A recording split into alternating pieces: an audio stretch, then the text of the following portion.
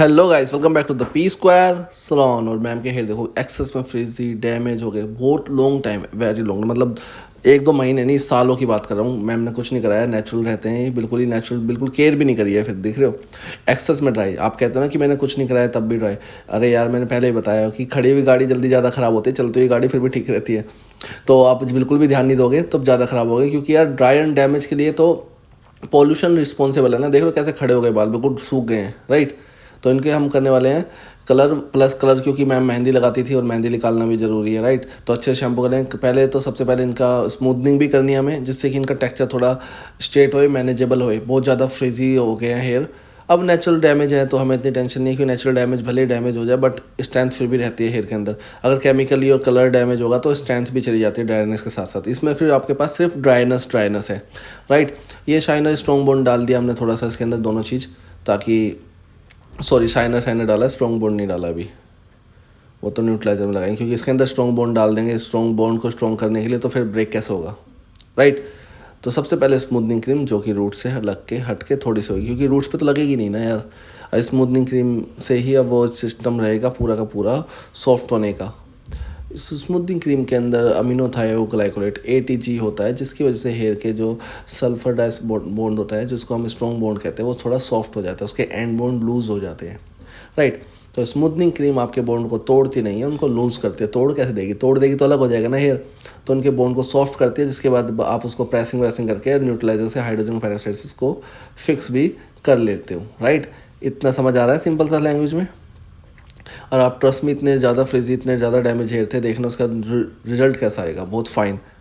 कैसे कैसे करेंगे स्मूथनिंग प्लस कलर एक साथ एक बारी में, वो आप देखते रहिए। एमल्सिफिकेशन कर रहे हैं, क्योंकि मेहंदी भी बहुत एक्सेस में, मैम को सारी मेहंदी निकाल रहे हैं, आपको दिख रहा होगा, ठीक है। हेयर अपने आप मेहंदी निकलते हैं तो काफ़ी हद तक सॉफ्ट होएगा ही होगा, यू नो, ठीक है। तो हमने बहुत अच्छे से इनको मेहंदी को निकाल लिया, ओनली शैम्पू किया है, क्योंकि अभी हमने कंडीशनर या मास्क इसलिए नहीं लगाया। हालांकि न्यूट्रलाइजर के टाइम आप लगा सकते हो उससे पहले वॉश में, बट अभी हमें कलर भी करना है इसके अंदर। तो पहले हम कलर करेंगे, फिर इसके अंदर कुछ, इसके अंदर बॉन्ड को फिक्सिंग करेंगे जो इनके बॉन्ड का है, एंड बाद में लगाएंगे न्यूट्रलाइज़र स्मूथनिंग का। समझ आ रहा है, बहुत इजी तरीके से दोबारा से रिकॉल करा देता हूँ। सबसे पहले वॉश किया, वॉश करने के बाद स्मूथनिंग क्रीम लगाई, स्मूथनिंग क्रीम वॉश होने के बाद उसको इमल्सिफिकेशन किया ताकि ईजिली हो जाए। उसके बाद वॉश करके अब शैम्पू करके सिर्फ कलर लगा रहे हैं, सिर्फ कलर। पहले रूट टचअप फिर लेंथ पे लगाएंगे, ठीक है। और मैम के एक्सेस में ड्राई हेयर है, डैमेज है, तो देखो हल्का सा डार्क शेड देंगे, जिसकी वजह से ड्राई और डैमेज ना दिखे, क्योंकि मैम ने सिर्फ स्मूथनिंग ली है, समझ रहे हो। स्मूथनिंग ली है तो ड्राइनेस तो दिखेगी ना यार। बालों को सीधा कर रहे हैं हम, अच्छा तो करने का काम तो कैरेटिन, बोटॉक्स, नैनोप्लास्टी या मॉइस्चर ट्रीटमेंट वगैरह से ले सकते हो, प्रोटीन ट्रीटमेंट। बट स्मूथनिंग तो ड्राई डैमेज जैसे भी हेयर उनको सीधा कर देगी। सीधा होने का मतलब ये थोड़ी ना कि अच्छे भी हो गए। अब रूट टचअप हो गया तो हम लेंथ पे लगा रहे हैं, लेंथ पे थोड़ा सा स्टेबल होकर लगाएंगे, क्योंकि रूट पे लगाने का हमेशा मतलब ये नहीं होता कि रूट पे अलग शेड या वैसा।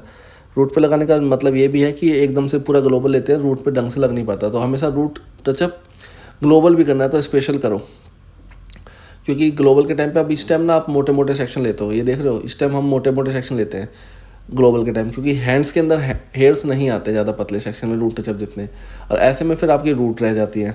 तो रूट टचअप पहले करने के बाद फिर लास्ट में आप ग्लोबल करो, सिर्फ रूट टचअप में एक हेयर भी कवर होएगा और ग्लोबल भी बहुत फाइन तरीके से हो जाएगा। और रूट टचअप करने के बाद ग्लोबल एप्लीकेशन में कुछ खास टाइम नहीं लगता। दोनों चीज़ें एक साथ करते हो तो आपको टाइम कम लग सकता है, लेकिन 1% वाइट हेयर रहने का चांसेस होते हैं। अब अच्छे से हमारा ग्लोबल कलर ऑलमोस्ट लग गया है, देखो दिख गया। तो अब इसको जैसे टाइम हुआ तो हमने वॉश कर लिया।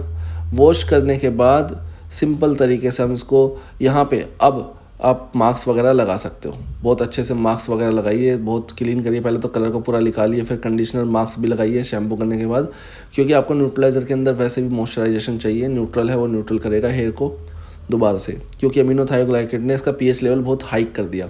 अमीनो थायोग्लाइकोलेट का pH 10+ और 11+ भी होता है। Type two type brand very करता है, कौन सा ब्रांड कितना डालता है। जितना आपको लगता है कोई कंपनी, देखो ये अब बिल्कुल सॉफ्ट हो जाएंगे, इसमें आप कंडीशनर वगैरह लगा दिया ना, राइट। ये देखो बिल्कुल सॉफ्ट हो गया। अब बिल्कुल सॉफ्ट हो गया हेयर तो ऑलरेडी स्मूथ हो गया ना थोड़ा सा, और इन्हेंस भी होगी स्कैल्प। अब अच्छे से हम ड्राई करेंगे, ड्राई करके प्रेसिंग भी करेंगे, क्योंकि न्यूट्रलाइजर से पहले प्रेसिंग होती है जो बिल्कुल फाइन हो जाए हेयर।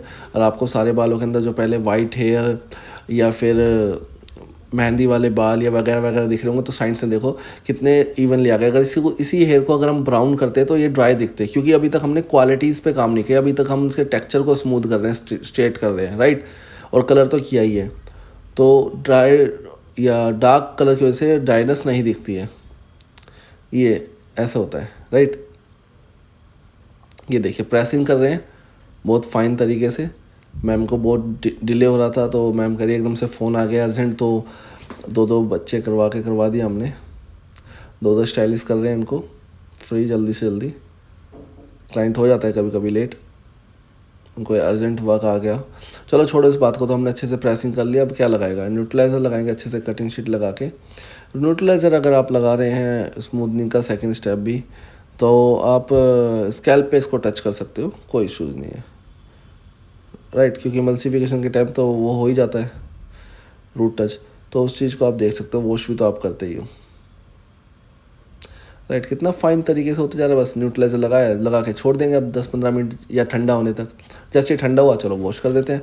वॉश करके अब सारा काम हो गया। कलर स्मूथनिंग ही तो करनी थी, दोनों के प्रोसेस हमने तरीके से आपको दिखा दिए इसके अंदर। आपको कैसा लगा, कुछ समझ ना आए तो एक बार री करके देख लेना। आप स्किप करके वीडियो देखते हो ना, इसलिए आपको समझ नहीं आती। 1 सेकंड भी स्किप नहीं करोगे ना, ट्रस्ट में बिल्कुल समझ आएगा। देखो सिंपल ड्रायर लुक है, सिंपल ड्रायर। अब हल्के फुल्के फ्रिजी तो आपको दिखेंगे, क्यों दिखेंगे, क्योंकि हेयर है ही फ्रिजी, ठीक है। हेयर की क्वालिटीज़ पे हमने काम अभी नहीं किया, जिसके लिए हमें केराटिन, बोटॉक्स, नैनोप्लास्टी या मॉइस्चर ट्रीटमेंट वगैरह कर सकते हैं। ये लुक आया। मैम की रील ऑलरेडी यूट्यूब इंस्टाग्राम पे अपलोडेड है, और अगर आप यूट्यूब पे इस वीडियो को अभी देख रहे हो तो सब्सक्राइब जरूर कर लेना चैनल को। ऐसी मोर अपडेट्स आती रहेंगी अबाउट द हेयर कंडीशन। आपको दिखी स्मूथनिंग और ग्लोबल कलर कैसे एक साथ किया, कमेंट करके जरूर बताएं। थैंक